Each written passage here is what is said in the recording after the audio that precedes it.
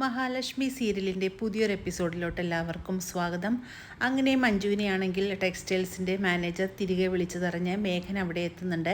മേഘനയാണെങ്കിൽ ആ മാനേജർ വിളിക്കുന്നുണ്ട്, ഉടനെ തന്നെ ഇങ്ങോട്ട് വരണമെന്ന് പറഞ്ഞ് അവിടെ ചെല്ലുമ്പോഴേക്കും ആദ്യം കാണുന്നത് മഞ്ജുവിനെയാണ്. മഞ്ജു നിൽക്കുന്നത് കാണുമ്പോഴേക്കും മേഘനാണെങ്കിൽ ദേഷ്യം കൂടുന്നുണ്ട്. എന്നിട്ട് നിന്നെ ഇവിടെ നിന്ന് പുറത്താക്കിയതല്ലേടി, പിന്നെ നീ എന്തിനാടി ഇവിടെ വന്നതെന്ന് ചോദിക്കുന്നുണ്ട്.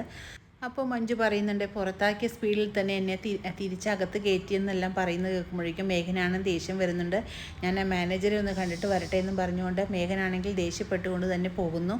പിന്നീട് മാനേജറാണെങ്കിൽ മേഘനോട് പറയുന്നുണ്ട്, ആ മാർക്കോയുടെ പെങ്ങളാണെന്ന് എനിക്കറിയാൻ പാടില്ലായിരുന്നു, അല്ലെങ്കിൽ ഞാൻ ഇങ്ങനെയൊന്നും ചെയ്യില്ലായിരുന്നു എന്നെല്ലാം പറയുന്നുണ്ട്. ആ മാർക്കോനെ എനിക്ക് പേടിയാണ്, അയാളെല്ലാം കുട്ടിയായിട്ടിരിക്കുന്നിടത്തോളം കാലം ഇങ്ങനെയൊന്നും എൻ്റെ അടുത്ത് പറയരുത്, ഞാൻ ചെയ്യില്ല എന്നൊക്കെ മേഘനോട് പറയുന്നുണ്ട്. മാർക്കോയുടെ പേര് കേൾക്കുന്നതും മേഘനൊന്നും ഞെട്ടുന്നുണ്ട്. അവൻ ഒറ്റ ഒരുത്തനാണ് എൻ്റെ മഞ്ജുവിനെ എന്നിൽ നിന്ന് അകറ്റിയതും അവരുടെ വിവാഹം ചെയ്തു കൊടുത്തതെന്നെല്ലാം പറയുന്നുണ്ട്. എന്താണെങ്കിലും സാറ് പറയുന്ന പോലെയൊന്നും എനിക്കിനി ചെയ്യാൻ പറ്റില്ല, ഒന്നില്ലെങ്കിൽ മാർക്കോനെ ഇല്ലാതാക്കിയിട്ട് വാ, അങ്ങനെയാണെങ്കിൽ ആ മഞ്ജുവിനെ ഞാൻ ഇപ്പോൾ തന്നെ പുറത്താക്കാമെന്നെല്ലാം പറയുന്നുണ്ട്. അത് കേൾക്കുമ്പോഴേക്കും മേഘൻ പറയുന്നുണ്ട്, ഞാൻ ഉടനെ തന്നെ അത് ചെയ്യും, അതിനൊട്ടും താമസമില്ല എന്നൊക്കെ മേഘൻ പറയുന്നുണ്ട്. അതിനുശേഷം അവിടെ നിന്ന് പോകുന്ന മേഘനാഥനെ ആണെങ്കിൽ പോലീസ് തടഞ്ഞു നിർത്തുന്നുണ്ട്. എന്നിട്ട് കാരണം തിരക്കുന്ന മേഘനാഥനോടായിട്ട് പോലീസ് പറയുന്നുണ്ട്, നിൻ്റെ കാർ ഞങ്ങൾക്കൊന്ന് പരിശോധിക്കണം എന്ന് പറയുമ്പോൾ മേഘനാഥൻ പറയുന്നു, എൻ്റെ കാറിൽ ഒന്നുമില്ല, ഞാൻ അങ്ങനെ ഒന്നും ചെയ്യില്ല എന്ന് പറയുന്നുണ്ട്.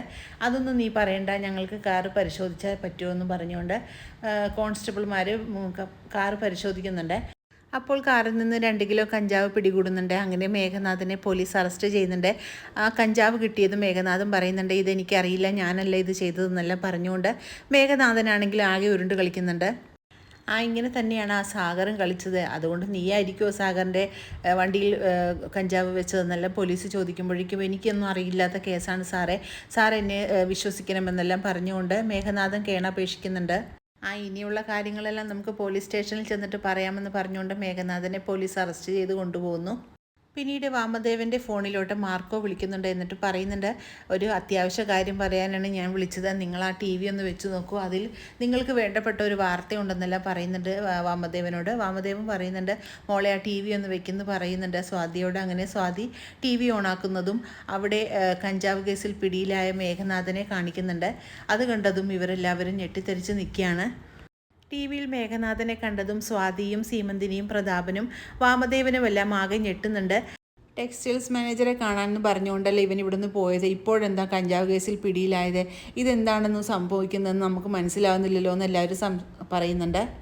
നിങ്ങൾക്കെല്ലാം ഇപ്പോൾ തൃപ്തിയായോ? എൻ്റെ മോനെ പോലീസ് പിടിച്ചപ്പോൾ എല്ലാവരോടായിട്ട് ഞാൻ പറയുകയാണ്, ഇനി വേണ്ടാത്ത കാര്യങ്ങൾക്കെല്ലാം മഹാലക്ഷ്മിയുടെയും കണ്ണൻ്റെയും പിറകെ പോകരുതെന്ന് ഞാൻ എത്ര വട്ടം ഇവനോട് നിങ്ങളോട് എല്ലാവരോടും പറഞ്ഞതാണ്.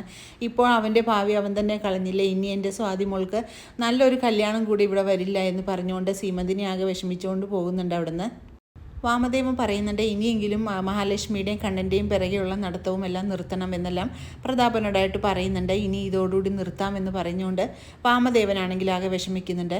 പിന്നീട് ലോക്കപ്പിൽ കിടക്കുന്ന മേഘനാഥനെ കാണാനായിട്ട് അങ്ങോട്ട് മാർക്കോ എത്തുന്നുണ്ട്. എന്നിട്ട് മാർക്കോ പറയുന്നുണ്ട്, നീ ഇപ്പോൾ ലോക്കപ്പിലായല്ലേ, നീ ഒരിക്കലും വിചാരിച്ചില്ല അല്ലേ ഇങ്ങനെയൊന്നും സംഭവിക്കുമെന്ന്, പകരത്തിന് പകരമാണോ ഞാൻ ചെയ്തിരിക്കുന്നതെന്നെല്ലാം പറയുന്നത് കേൾക്കുമ്പോൾ ഇതിൻ്റെ എല്ലാം പിറകിൽ നീയാണല്ലേ എന്ന് എനിക്ക് മനസ്സിലായി, നീ എന്നെ കൊടുക്കാൻ വേണ്ടി ചെയ്തതാണല്ലേ എന്നൊക്കെ പറയുന്നുണ്ട്. അതെ, നിന്നെ കൊടുക്കാൻ വേണ്ടി തന്നെ ചെയ്തതാണ്.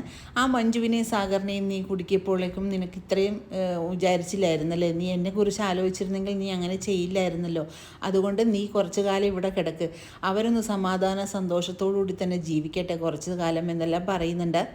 അപ്പോഴേക്കും മേഘനാഥൻ പറയുന്നുണ്ട്, ഞാനും ജയിൽ പുള്ളിയാകാൻ പോകുകയാടാ, അതുകൊണ്ട് എനിക്ക് ഇനി കീഴ്മേൽ നോക്കാനില്ല, ഞാൻ എന്തും ചെയ്യുമെന്നെല്ലാം മാർക്കോനോടായിട്ട് മേഘൻ പറയുന്നുണ്ട്. ഇത് കേൾക്കുന്ന മാർക്കോ പറയുന്നുണ്ട്, നീ ഇനി എന്ത് ചെയ്യാൻ, നീ എന്തെങ്കിലും ചെയ്യണമെന്നുണ്ടെങ്കിൽ എന്നെ നീ വെട്ടി വീഴ്ത്തണം, എന്നാൽ മാത്രമേ നിനക്കതിന് സാധിക്കുകയുള്ളൂ എന്നെല്ലാം പറയുമ്പോഴേക്കും മേഘനാഥനാണെങ്കിൽ ആകെ ദേഷ്യം വരുന്നുണ്ട്.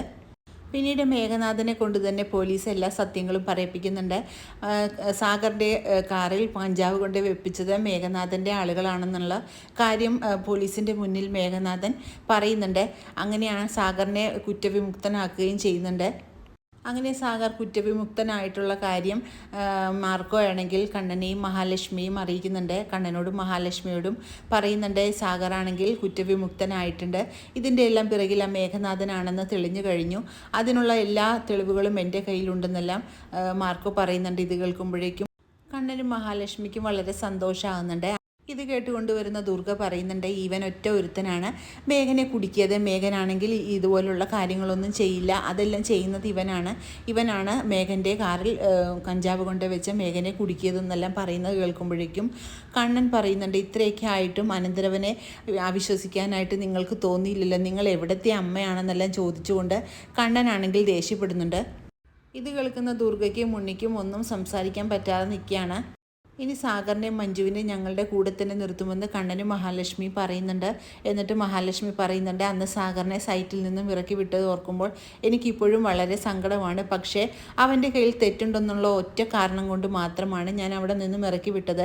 അത് ഇപ്പോഴും എനിക്കൊരു കുറ്റബോധമായിട്ട് തന്നെ എൻ്റെ മനസ്സിൽ കിടക്കുകയാണ്.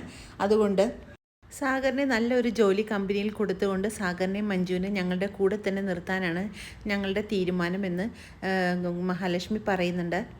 ഇത് കേൾക്കുന്ന ഉണ്ണിക്കും ദുർഗയും വളരെ ദേഷ്യമാകുന്നുണ്ട്. അങ്ങനെ ഉണ്ണിയാണെങ്കിൽ മഹാലക്ഷ്മിയോട് തട്ടിക്കയറുന്നുണ്ട്. ഇവനെയെല്ലാം ജോലിക്ക് എടുക്കുകയാണെങ്കിൽ എനിക്ക് ഈ കമ്പനിയിൽ തുടർന്ന് ജോലി ചെയ്യാൻ ഇഷ്ടമില്ല എന്നെല്ലാം പറയുമ്പോഴേക്കും മഹാലക്ഷ്മി പറയുന്നുണ്ട് ആര് നിർബന്ധിക്കുന്നു, അല്ലെങ്കിലും ഇവിടെ നിന്ന് ആർക്ക് വേണമെങ്കിലും എപ്പോൾ വേണമെങ്കിലും ഇറങ്ങിപ്പോകാമെന്നെല്ലാം മഹാലക്ഷ്മി പറയുന്നുണ്ട്. അങ്ങനെ വളരെ നല്ലൊരു എപ്പിസോഡുകളാണ് ഇനി വരാനിരിക്കുന്നത്. പുതിയൊരു എപ്പിസോഡിനായിട്ട് നമുക്ക് കാത്തിരിക്കാം.